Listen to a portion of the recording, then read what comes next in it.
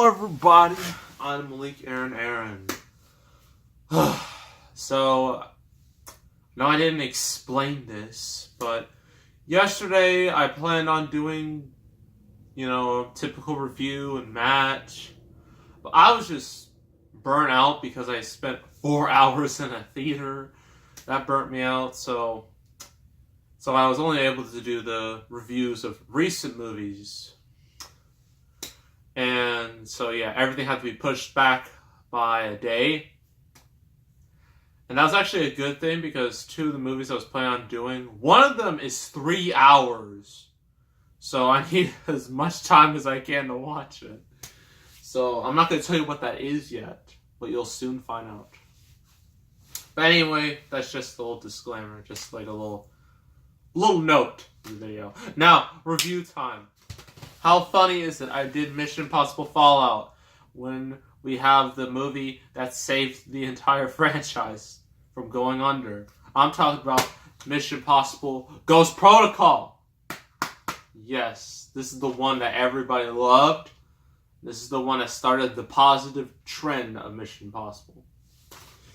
So yes, this was directed by, you'll never believe it, Brad Bird. Yes, the same Brad Bird who brought us The Incredibles, The Incredibles 2, and Ratatouille, The Iron Giant. The dude's primarily known for animation, and the fact that he made a live-action movie is a little strange. I mean, it's not the first time this has happened. I mean, remember Andrew Stanton? The dude who made Finding Nemo and WALL-E. He did John Carter. That was a terrible decision, so he went back to animation. And, well, you think, oh, he's going to have a great career with Brad Bird. You think, oh, he's going to have a great career in live action. Then he did Tomorrowland, and then he went right back to animation. So, you know what? The lesson we need to learn is if you are a Disney Pixar director making animated movies, don't make Disney live action movies. It's a terrible idea. Don't do it. So, because that's what's going to happen. Well, with Mission Impossible, I already explained the whole history of the series, the abridged history. So this is the 4th one. I'm only going to go with the 3 movies prior. The first Mission Impossible movie with Tom Cruise, although it wasn't received the best, it had a great box office, return. It was one of the biggest movies in 1996. So obviously, sequel time. It took 4 years for a sequel. We got Mission Impossible 2, a movie that people don't like because it was really, really, really dumb. But it made money. It was actually worldwide. It was the biggest movie of 2000. So either that means every other movie in 2000 was not good, or 2000 was just a down year overall. You decide. And then it took 6 long years for Mission Impossible 3 to come out, and the movie, although it was better received than Mission Impossible 2, it did much worse box office wise. So you're thinking, oh, that's it for Mission Impossible. It's dead. Tom Cruise killed it. You're wrong. After 5 years, 5 more years of waiting,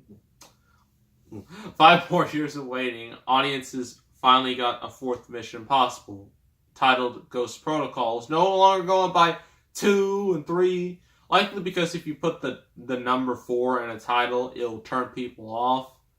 That's why a lot of That's like a lot of franchises, when they reach the 4th installment, they don't put 4 because it's just, people just like, ugh, a 4th installment, ew. So, yeah. So, here we are. So you can read the back. Actually, I don't think you can read the back. That paragraph's too small. So I'm going to have to do it myself, like I do always. No plan. No backup, no choice. Agent Ethan Hunt, Tom Cruise, and his elite team, Jeremy Renner from Avengers. So Hawkeye, where's he been? Didn't see you in... Well, I know why he wasn't in Infinity War. That's because he was on house arrest. But is he dead? Is he dead? We do not know. We won't know until Avengers 4 next year. He'll probably still be alive. At least that's what I'm guessing. And Simon Pegg from, the original Star Trek. He was, collaborating with Nick Frost and Edgar Wright. brought you Shaun of the Dead, Hot Fuzz, lots of great things. And he's also been in the news recently for some comments about the Star Wars prequels. I don't want to get into that. That's a whole nother discussion that I don't want to have. But whatever.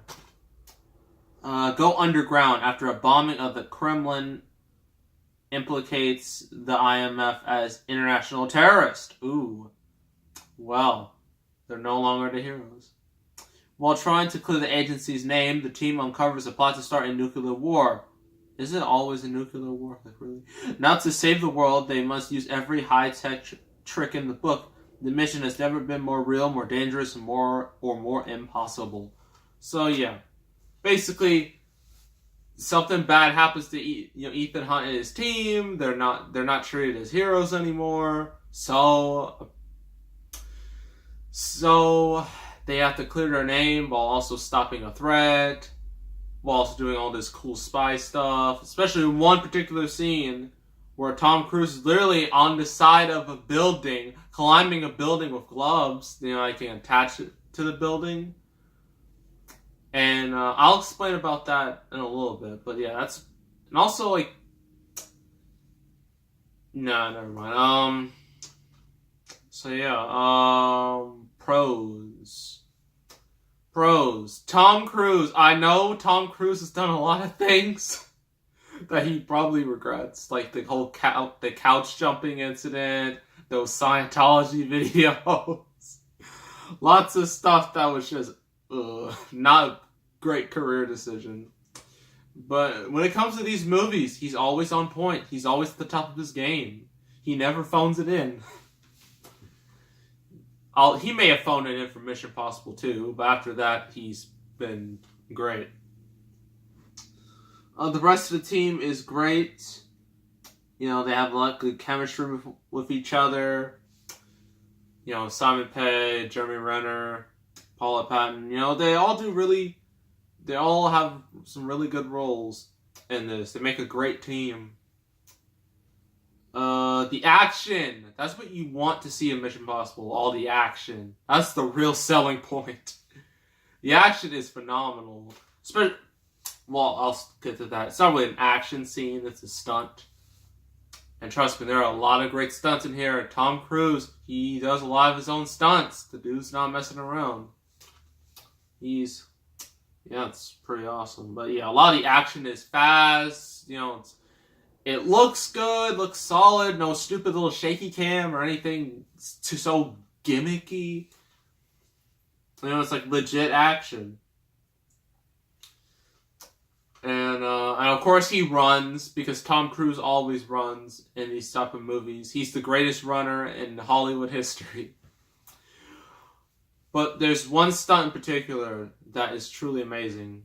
So if you see this movie, you know that one of the scenes, Tom Cruise is like climbing on the building, the world's tallest building, right? With like gloves and whatnot. He's also using a rope. You would think that's just CGI. You think that's just a green screen. That's what you think. You're wrong. That's actually legit. I'm not even kidding. That's literally legit. He was literally on the building when he was doing it. I wish I was kidding, but I'm not. That shows you that Tom Cruise, he is something else with these stunts. I mean, Mission Impossible 5, he hung off a freaking plane. That wasn't fake. That was actually legit. And of course, in Mission Impossible 6, one of the stunts, he broke his ankle, but he still went on through it. So I gotta give him a round of applause for all of these stunts that he does by doing most of his own stunts. You gotta give him credit for that, at least. Cons. The story. Now, I haven't seen this movie in years, so I'm pretty rusty when it comes to story. But the story, some parts may not be the most interesting in the world. And you really don't care about the villain all that much. All you care about is the action.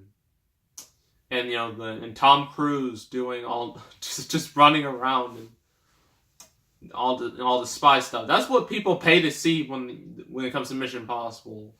So that's not a huge deal, in my opinion. Overall, this movie's great. It definitely breathed new life in the franchise, and it gave it a new life.